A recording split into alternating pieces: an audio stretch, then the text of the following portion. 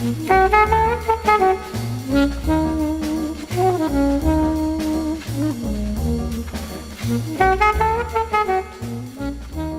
Noakes is a psychologist who first walked into an investment bank in 1992 to research the dynamics of international groups and the psychology of multinational teams. For her doctorate, she investigated and filmed the life of the trading floor, observing bankers, their thoughts, feelings, and actions. Fascinated by this field, she spent the last 20 years working as an independent psychologist at investment banks in London, Dubai, Mumbai, New York, Singapore, Sydney, and Tokyo. To date, she's worked with over 15,000 bankers in groups and over 700 on a one-to-one basis. Julia, 15,000 bankers in groups and 700 one-to-one. Fundamentally, you're responsible for the financial crisis. Well, thank you. I'm very flattered that I might have that sort of power. Unfortunately, there are a lot of other factors, as we know only too well. What was the moment, and can you describe it, when you saw the banking industry and thought, this is a fascinating psychological playground, this is where I'm going to practice? Okay, so in a very straightforward sense, I went into the banks because I needed access to multinational groups. And the city has, for many, many years, been the most vibrant, exciting place and open in terms of diversity. Every nationality you could hope to encounter was there in the city in the early 90s. So that was very, very exciting for me. I came from a very sort of humanistic background. You know, how do we help countries get along better with one another? You know, probably very naive inquiry, really. However, what I think is important to remember is in the 90s and to some extent most of the 2000s were a period where it was an incredibly entrepreneurial period of banking. So, you know, you'd have concert pianists, you would have a man who had a PhD in chemistry from Cambridge sitting next to a guy that had sold vegetables in Barrow Market. You know, it's a massively, incredibly wonderful sort of enterprising environment. At one point, human resources really didn't have much say in what went on in those days. People were hired in a bar on a Thursday night. They turned up to work on a Friday. It was really quite exciting. I mean, I went to work for Bankers Trust on quite a long project, and the chief exec for Europe at the time said, I don't know what you do, Julia, but whenever you work with teams, they seem to be more effective afterwards. I'm going to give you a job as head of team building. I said, well, what do I do? He said, I don't know, just get on with it. Here's an office. And that was the mentality. That mentality has changed fundamentally, has it not? But one question I'd ask, just to go back a little bit, you've worked in all these countries with all these different cultures, and you're, from a humanist point of view, wanting to understand what drives conflict and try to quell that, if you like. What is the one trait amongst all the bankers, creative or not, what is the one trait that you would say unifies that tribe of people? Very interesting question. An incredible drive, I would say, is probably the thread that runs through all of that. Now, where that drive comes from, I think, can vary. So, you know, if you go back to there was less drive in the era of the bowler hat phase of banking. But I think, you had people from all kinds of backgrounds, whether they were in Tokyo or whether they were in New York or whether they were in London, who were quite driven by a need to excel. Now, in my experience, certainly with some of the post-colonial countries like India, you have a lot of people who, in a sense, have grown up in families that are quite traumatized. And one way of dealing with trauma is not to go and see someone like me. It's to not need anybody, to prove that you're bulletproof. You're a warrior. You don't need anyone. And a warrior always has to be on top of everyone else. So the warrior spirit and this absolute drive are the two, would you say they're the two things that are universal in that culture? I think they're certainly universal in that culture pre-credit crunch. Because well, at a kind of reductionist level, people would look at that and go, huge amount of drive and a warrior spirit, that person's going to be successful. Post-credit crunch, we're now beginning to redefine success. And one of the things that we're seeing increasingly is corporate disillusionment.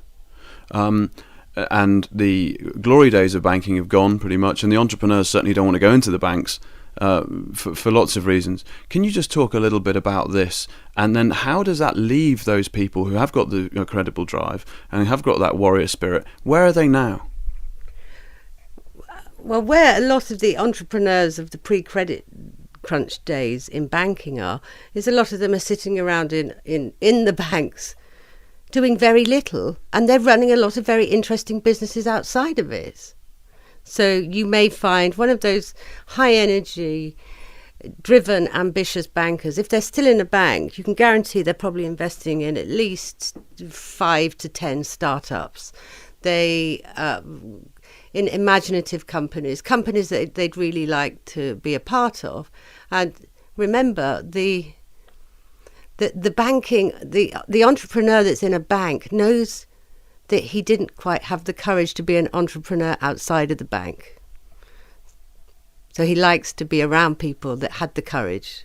I always hear from bankers at dinner parties, when I have my second career, I'm going to give back. And my immediate response to it is, what have you taken? Right? So there's a schizophrenia between who they are and what they do. As a psychologist, you must, as a working surface, that must come up a lot in your work when you're working with these people. Can you talk a bit about that?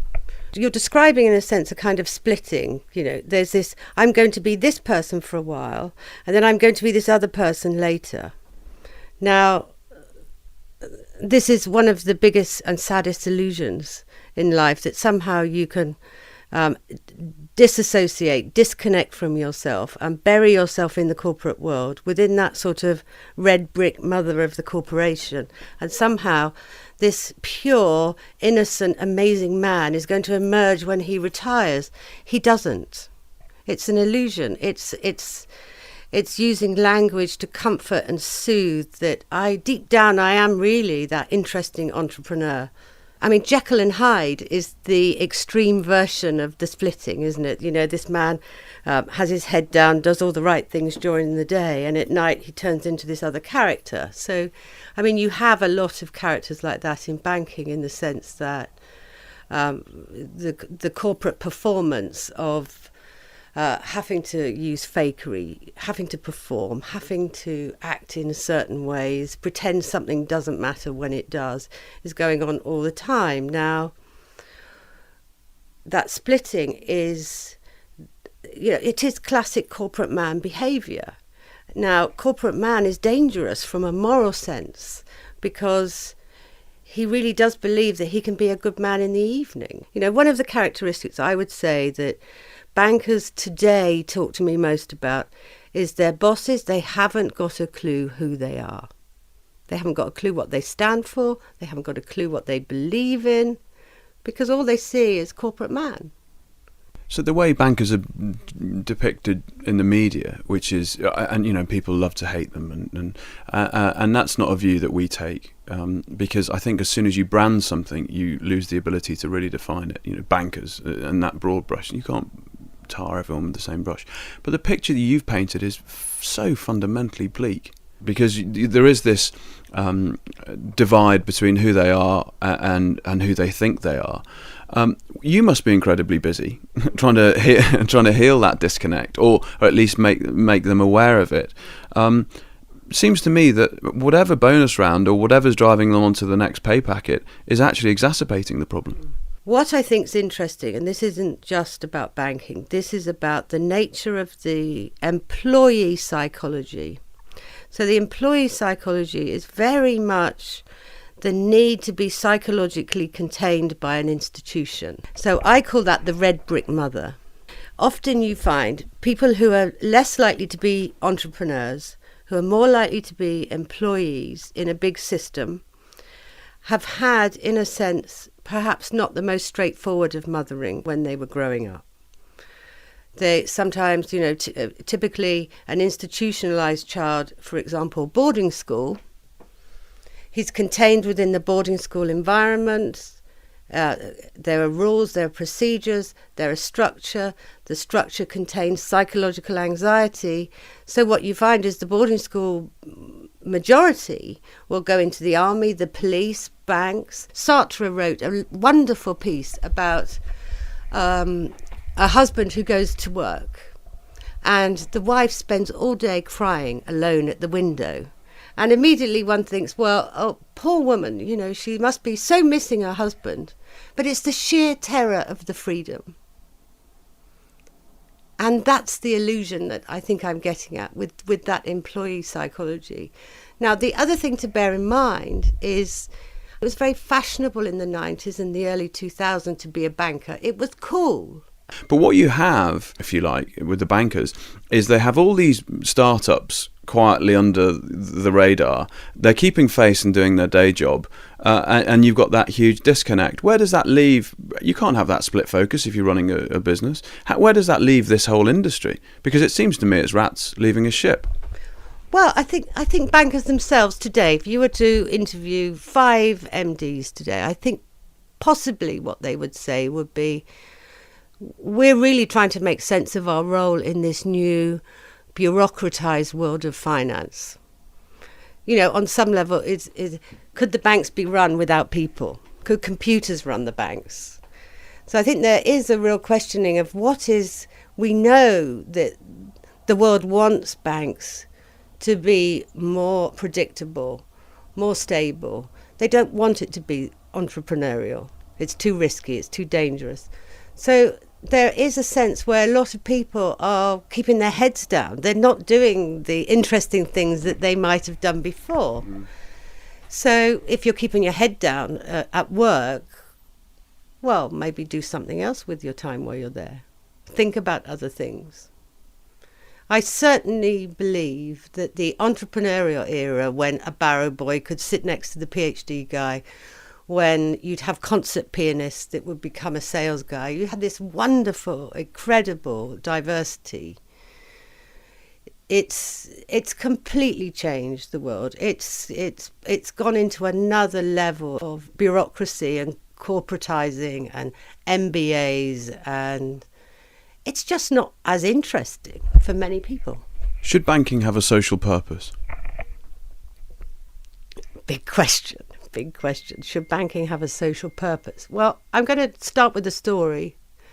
There are a lot of incredible bankers that I certainly know who use the majority of what they earn for social purposes. So an amazing network of bankers that I know who have done incredible things for the environment, for forests, for animal welfare, for wildlife and things and so on. Whether banks can do something in terms of a social purpose within capitalism, I find quite difficult to figure out how that could ever possibly work when you think about it, capitalism fundamentally rests on exploiting people. So I can't see how that could ever work in terms of a social purpose. There are always moral choices, however. So, a leading group of people within a bank can make decisions to not do things. However, they have shareholders that say, why aren't you making as much money as this other bank? So I think I'm probably more interested in questioning capitalism itself. Do you think the days of maximising shareholder value have finally got to a point where we've, as silent majority, begun to question that mantra? I don't think we're questioning that enough. I really don't understand why people aren't more outraged at increasing the shareholder value. The outrage, I feel, towards bankers and their pay was really a lot more to do with the outrage of the ordinary working person's pay. we don't care if a pop star or a footballer earns multi-millions, but somehow there was something about banks and finance that we found distasteful. And they're all symptoms, I think. They're symptoms of a system that doesn't fundamentally work. It's incredible, because also back to my dinner party, one thing happens a lot at about 10:30 if it's in a weeknight. The banker around the table will always say, I've got to go, I've got to be up at 5 a.m. tomorrow morning, right? I've never been at a dinner party at a farmer's house where he's ever said to me, I've got to go, I've got to be up at 5 a.m. tomorrow morning. And it's almost worn as a badge of honour, this FaceTime and long hours thing and being seen in the office and all the rest of it. Is that a cover? Because why that boast? I think we glorify busy. If you're busy, it means you're important. Now, maybe you're important anyway, whatever you do, whether you get up at 10 or whatever. But I do think busyness is one of the gods that the city worships. Now, one of the best leaders I've worked with, who had a background in rugby, he was a rugby coach and was in the England youth rugby. He would leave the trading floor at 5 o'clock. He was a global head of one of the businesses. He'd look at guys and say, I'm going home because I'm not as disorganised as you. To finish on a positive note, and so we can inspire and be a little more solutions driven, because we can always smash this up. What our conversation so far has been fundamentally male orientated. During the 08 crisis, and if we look at countries, Iceland, the women investing in a fund there didn't lose a penny. Now, this brings us to a thorny debate, which we're not going to have today, about who are the better traders and who are the better business people. And one of the women whose name is incredibly difficult to pronounce, but I think it's Hella Tremistador, said that they took over in Iceland because it goes back to the Viking days. Whilst the men were out raping and pillaging, they were at home looking after the place. So let's talk about the rise of empathy and the rise of the feminine.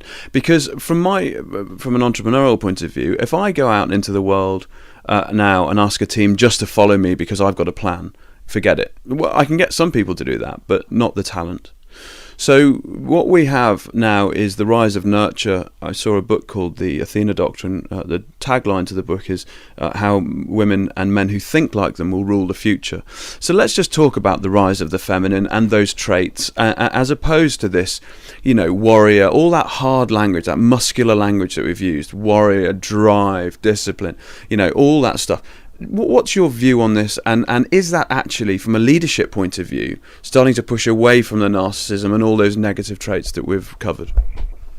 Okay, I'm going to mention some research that was done at Harvard by a man called Bill Torbert, and he developed something called the Leadership Maturity Profile.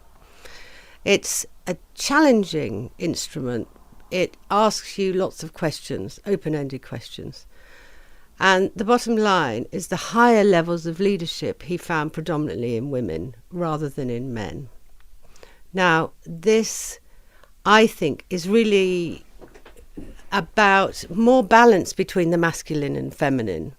So in the sort of period of MBAs, corporate bureaucracy in banking, we had, this huge drive, I'm talking around the late 90s, early 2000s, to have more women in banking.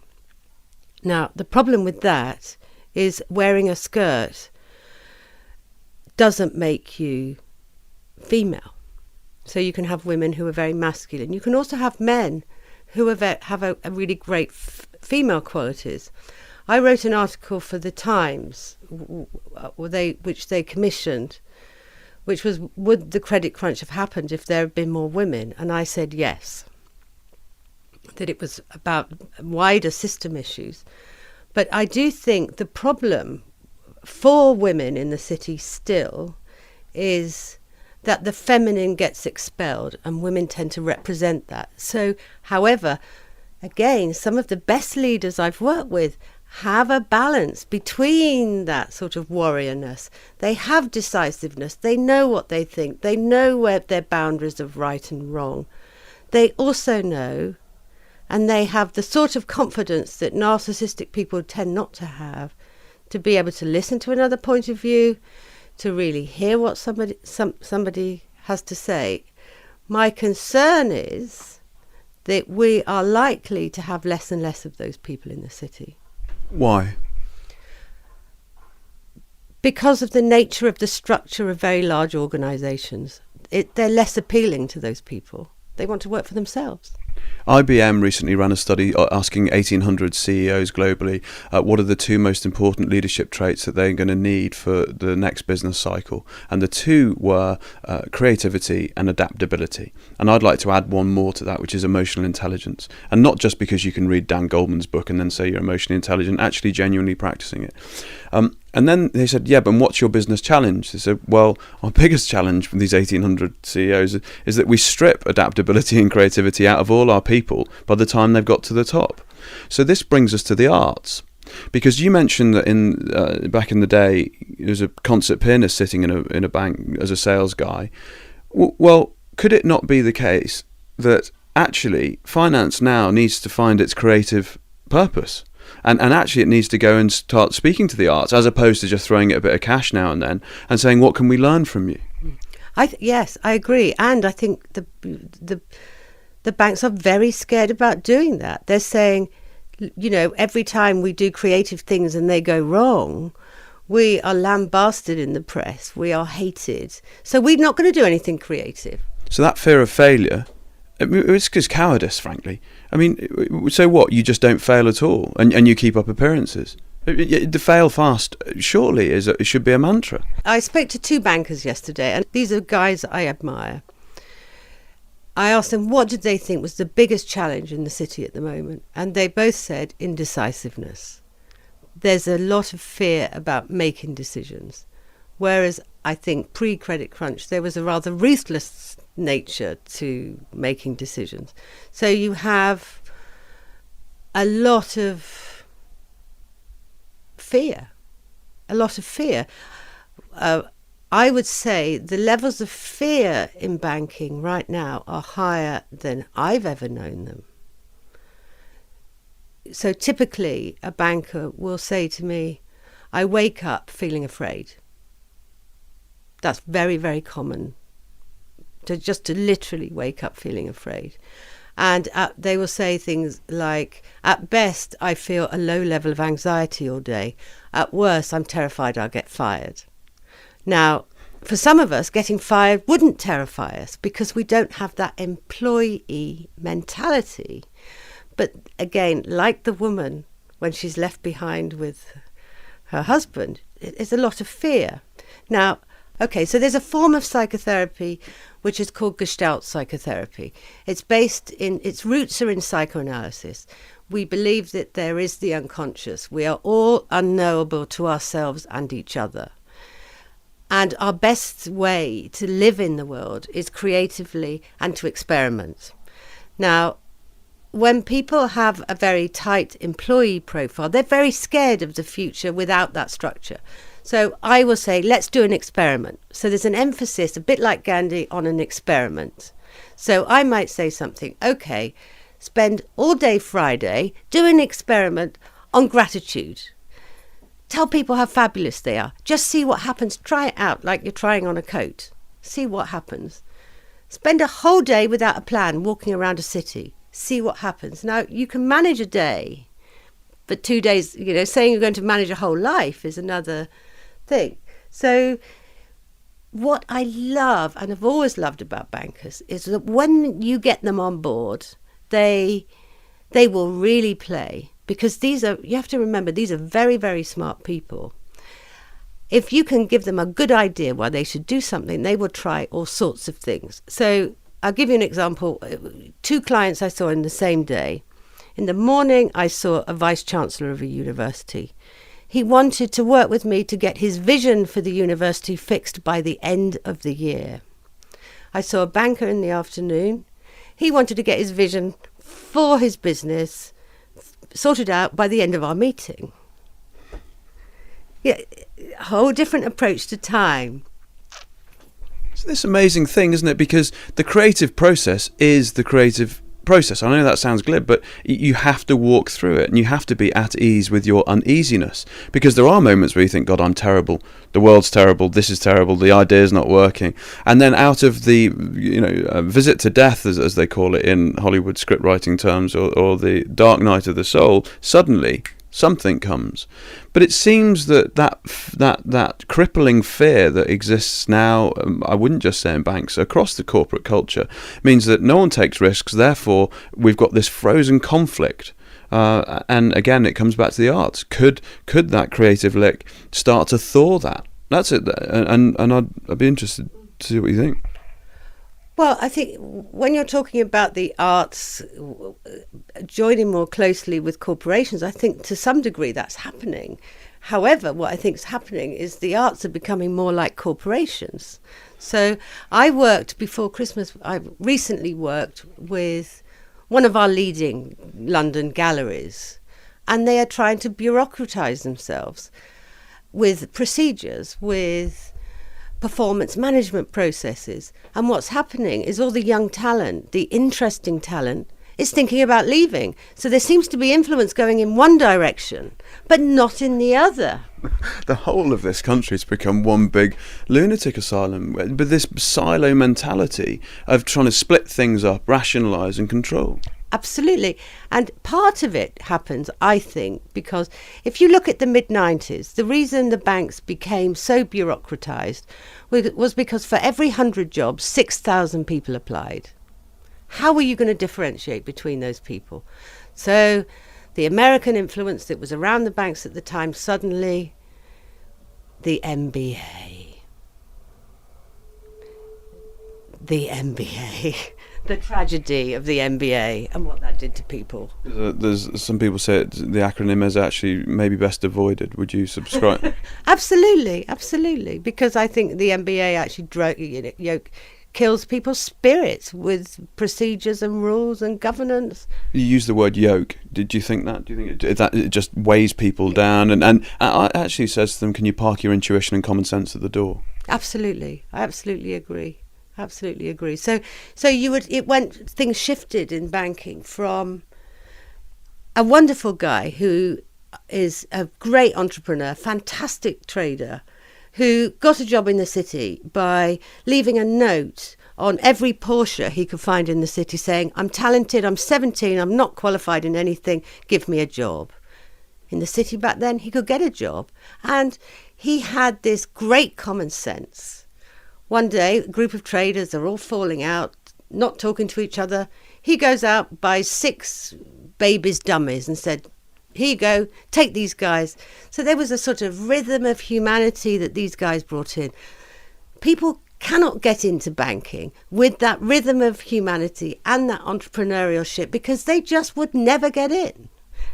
Will the entrepreneurs then? So what's the next wave? Where's the next bit of creative destruction, and where's the next piece of innovation going to come from? Because we've heard tech like a mantra, but actually tech is the medium, not the message. So where now? Because there's for the entrepreneur that unlocks that, the gains are significant. Well, you take a company that's very successful now called Entrepreneurs First. They will go to Cambridge at graduate time. It was started by a couple of young people, I think, from McKinsey's. And they will say, come and be with us. We will give you an 8-week training in how to be an entrepreneur. And we will try, and you will work together in this room, and you'll come up with ideas for businesses. And we will help you find backers.